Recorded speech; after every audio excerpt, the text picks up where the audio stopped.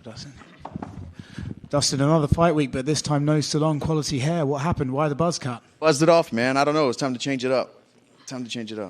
This fight's an interesting one for you, right? Because you've been fighting the top guys for a while, and now this is a guy lower in the rankings, this young prospect coming up. And you've always said, I need a guy to make me sort of fearful to get me back in that cage. Did you see this guy as someone who can do that, or was it, hey, the name came across the desk, I felt like fighting, here we are? No, it was because he's finished his last 5 opponents. You know, he's a very dangerous guy, young, gritty, just a tough guy. And he's earned his shot to crack into the top of the division. I respect what we do, and that's just how it goes. Yeah. When you look at things I don't know if you need any motivation necessarily, but do you look at it as like, he's a guy who called for me. He wanted to test himself against someone like me, and it's up to me to let him know that you're nearly there, but not quite yet. I'm still at the top. Yeah, it's a challenge to myself as well. That's how I went about training camp, and part of the reason I took this fight. It's like, let me see, let me show and see to myself that I still got it to fight these warriors who bring it every time, have that never say die, never quit attitude. Those kind of fights are what I want to be a part of. I feel like this sort of happens to a bunch of guys every so often where they sort of say, the end is closer than the beginning is, and then suddenly everyone's saying, they're about to retire, Do you feel like already this week people are sort of looking at you like, well, if he loses this one, he might just disappear? Yeah, big time. I've been seeing people say that a lot. And I think that's because like a week ago I did an interview and somebody asked me, is this your last fight if it doesn't go your way? And I said, well, any fight can be my last one, win or lose. I've been doing this a long time, and I think that's where they ran off with it at. But we just got to fight, man. We just got to fight Saturday. Yeah. The shocking one for me, I think you're plus money for this fight, which has been a while since I've seen you as the underdog, especially against a guy lower ranked. Does that surprise you? Do you feel like, classic, what have I done for this sport lately? They're looking at the last fight and just making judgments of that? Or do you think maybe people are starting to see you as potentially on the way out? I think it could be. It could be both. I lost my last one. He's on a finished streak. He's young, I'm 35. I think he's 28. Maybe that's why. I don't know. I don't make the odds or look into him that much. Okay. We know what a win does for him. What it does to get a win over you. What does a win do for you on Saturday? Where does this put you in the division if you knock down this younger guy? Where does it put you in the title shot picture and everything like that? I think a lot of that depends how I win. If it's a big finish or something like that, I believe I'm a win away from a title shot with a great performance.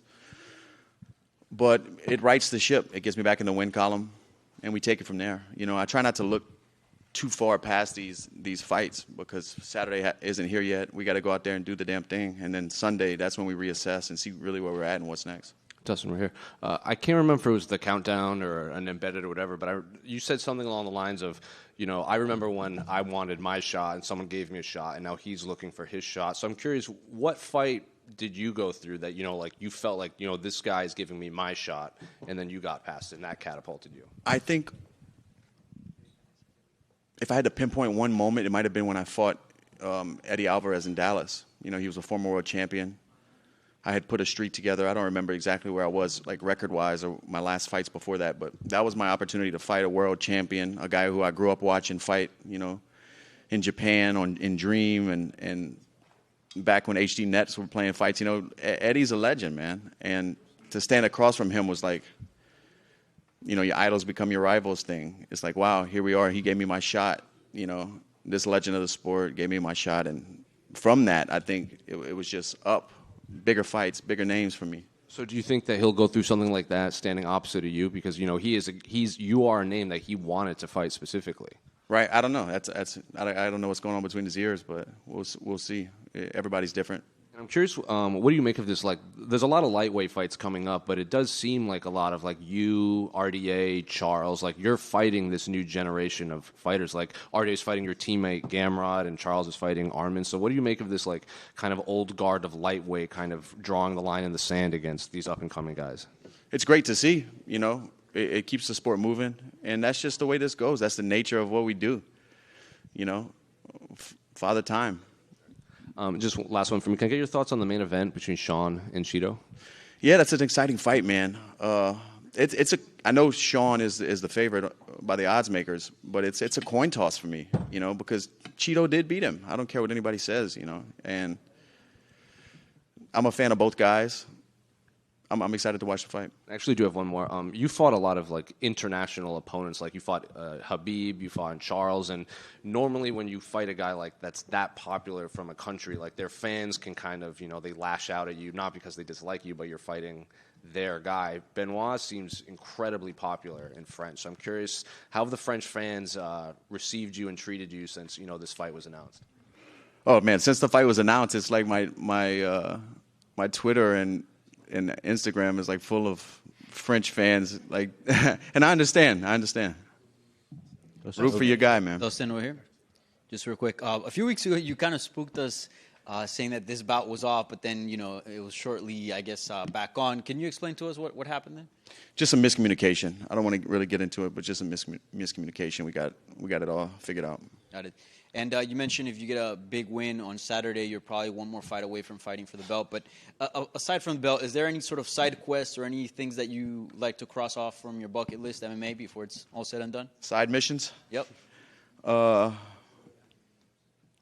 the Undisputed World Championship is like the last thing I really want to do in this sport. You know, I feel like I've done a lot. You know, not being boastful or anything, but I've been fighting a long time. This is my 30th fight in the UFC. You know, I've come up short. I've been victorious. It's been a long journey. I'm thankful, dude. I'm in like a place where I'm content with everything. I'm happy with who I am and the career I've had and being able to provide for my family the way I have, and just it's been beautiful, man. That's the fight journey. And what's beautiful about it to me is I've been fighting for 17 years, and I've been surrounded by so many guys with the same dreams and even with the same work ethic. And you know, they get out of this sport broken and broke, you know, and beat up, and I'm just thankful, man. Yeah, for sure. And as you mentioned, like, this sport is tough. And in many ways, you know, you're a winner. You've stuck around for a long time, been at the highest level, made good money. Have you ever thought about an exit plan? Not trying to retire or anything. You're looking great. But have you ever thought about what your exit from MMA looks like? Man, since I started making real money in fighting, I've been, you know, slowly putting that together. You know, I have so much stuff going on outside of the octagon, businesses that I'm part of, that I own, you know, just a lot. I'm involved in a lot of things outside of fighting. So that's been there for me, you know. It's not like I'm fighting because I need this check. I'm fighting because I need to fight for me. So that's already there. Yeah. And just a couple more. About a year ago or so, we spoke, and you told me that 170 was likely going to be a thing that you would try. Is that still in your mind, like 170 pounds at some point, even if it's like a one-off fight? I'm not sure, man. These guys are big at 170. You know, I'm in the training room with them on a daily basis, and this training camp has been the lightest I've been in a bunch of fights. You know, so I don't think I'm big enough to fight those guys. I can make that. I would show up like ready weight, you know, 170. I would get in the cage at 172, 173. These guys would be, you know how big welterweights get, 24 hours, man. Yeah. And lastly, at 145 pounds, Ilia Topuria knocked out Alexander Volkanovski, and he's kind of teased about potentially going up to 155. You've had that trajectory of being, you know, a top dog at 145 and then moving to 155 and having that success. So I just wanted to get your thoughts on Ilia Topuria's finish, and what would you think of him at 155? Man, brutal. I mean, we all know that he possessed those skills and he could do that, but to see it happen to Volkanovski that way was crazy, man, because Volk's a legend. You know, when I made, not saying that Volk's done by any means, but when I made that switch, I was still young in my career, so I had a lot to grow on and kind of build into that frame and continue my skill set. You know, to see a guy go up in weight, I'm sure he'll have success, but it's just a different scenario, you know. We'll see. Dustin, right here. Just to follow up. Just to follow up on that, the tweet you made in the miscommunication, Gilbert Burns came out and said Dustin got paid. Is there any financial angle to that communication, or was it something else entirely?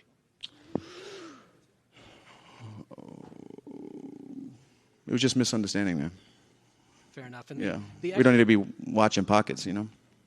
The extra 2 rounds, is that something that you're a fan of? Is that something you I asked for it. More of? Yeah, I asked for it. I think the better fighter wins, you know, in the long run. Somebody gets caught early, that can happen to either guy. You know, dry, even submission or knockout early can happen. But usually, if 2 men fight for 25 minutes, the better fighter wins. And I believe I'm the better fighter. And last one very quickly. Gaethje, Holloway, BMF title. Obviously, you've got experience with both. What's your pick? Fought them both twice, man. I know we can't bet, but just judging off the odds, if Max is the dog, you gotta go with Max because of course he can get it done. That's another coin toss to me, but I think Max's length, his rhythm and striking will give Gaethje some problems. And people think Max is small. Max isn't a small guy. Thank you. Dustin over here. A lot of the outside noise about you before was, hey, Dustin doesn't fight those lower-ranked guys, and now here we are, you're about to do so. So is there anything else you want to prove on Saturday night, or is that just all outside noise that you kind of just mute out? That's all outside noise. I fight everybody. I fight whoever. Just the last stretch of my career has been big fights, big opportunities. What does it make sense to, like, go back down the line and whenever I have these huge opportunities in front of me? Obviously losing this fight, the division kind of being tied up the way it is, it makes sense. Like I said, I respect what we do. I honor this, man. That's just part of the process, fighting guys like this. And I've done it before. I went from a title fight to fighting Dan Hooker 5 rounds, who was on a streak, who had just main evented in his home. I've done it before. That's just the way the game goes. And how does this home fight week feel to you? I know you're not too far from here, and also you're sharing the card with Gamrot, someone you've been training with a lot. So how does that all feel going into? Yeah, me and Gamrot were like main training partners this training camp. It just worked out because he does a lot of his work southpaw. He's fighting a southpaw, so it was perfect timing, bro. We pushed each other and had some great sessions. It's awesome. This is the first time in a long time that I drive to the fight. I drove an hour from Coconut Creek to Miami. It's great not hopping on planes and being in familiar territory, seeing my coaches, seeing Gamrot here, Pedro Munoz, guys I see in the gym every day. It's awesome. I feel good. And last one, really quick. I know you probably get asked about this a lot, but Conor's state right now, Conor McGregor, do you think we'll see him fight again given the situation he's around in, or is that just... Bro, who knows? Who knows? I'm a fan of the sport, so anytime that guy fights, I'm watching. But your guess is as good as mine. Who knows if he ever comes back? Yeah, Dustin, just can you quickly go through the process of when you're about to go in a war? Because Benoit said that like 3 hours before the fight, he goes beast mode. Nothing exists except on the fight. What's your mental process when you know you're going to have a war in a few hours or minutes? I don't have like a routine or anything that I do. I just kind of chill out. My wife gets here tomorrow. Keep it familiar the way I've been doing it this whole time, If the sun's out, I might go out by the water. Just relax. I take it easy. Thank you. Thank you, guys. It's going down.